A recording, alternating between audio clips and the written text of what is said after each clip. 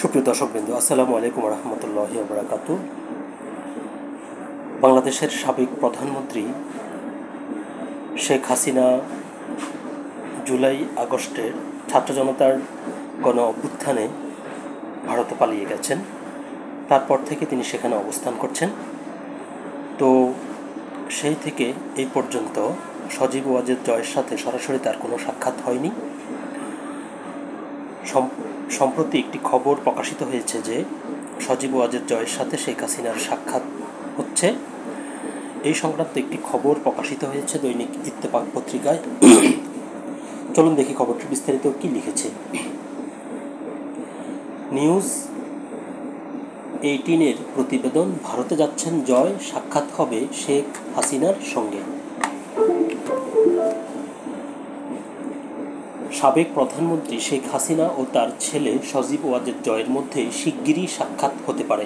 সংশ্লিষ্ট সূত্রের বরাতে ভারতের গণমাধ্যম নিউজ 18 জানিয়েছে, শিগগির ভারত সফরে যাচ্ছেন সজীব ওয়াজেদ জয়। শেখ হাসিনার দেশত্যাগের পর এটিই হবে মা ছেলের প্রথম সরাসরি সাক্ষাৎ। এই সফরে মায়ের সঙ্গে নয়াদিল্লিতে সাক্ষাৎ ছাড়াও কলকাতা যাওয়ার সম্ভাবনাও রয়েছে তার। কলকাতায় বাংলাদেশ উপ হাইকমিশনের প্রেস সচিব তারিক চয়নও এক ফেসবুক পোস্টে এই তথ্য জানান। নিউজ 18 জানিয়েছে, সম্প্রতি যুক্তরাষ্ট্রের নাগরিকত্ব নিয়েছেন জয়। সূত্র জানায়, তার বাংলাদেশি পাসপোর্ট বাতিল করে দেওয়ার পর তিনি আমেরিকার নতুন পাসপোর্টের জন্য আবেদন করেছেন। আওয়ামী লীগের নির্বাসিত নেতাদের মধ্যে জয়ের এই সম্ভাব্য সফর নিয়ে উৎসাহ উদ্দীপনা লক্ষ্য করা যাচ্ছে। তার ভারত সফরের প্রেক্ষাপট এমন এক সময় যখন বাংলাদেশের অন্তর্বর্তীকালীন সরকার আনুষ্ঠানিকভাবে আওয়ামী লীগকে নিষিদ্ধ ঘোষণা করেছে।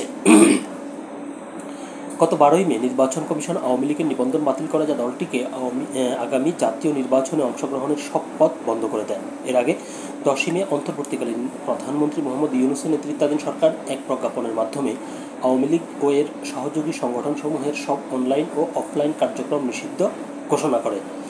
স্বরাষ্ট্র মন্ত্রণালয়ের বিজ্ঞপ্তিতে বলা হয়, দলের বিচার ও এর নেতাদের বিরুদ্ধে বিশেষ সন্ত্রাসবিরোধী ট্রাইব্যুনাল মামলার রায় না হওয়া পর্যন্ত তাদের কোনো ধরনের প্রচার, মিছিল, সভা, সেমিনার, গণমাধ্যমে প্রকাশনা বা সামাজিক যোগাযোগ মাধ্যমে কার্যক্রম সম্পূর্ণভাবে নিষিদ্ধ থাকবে।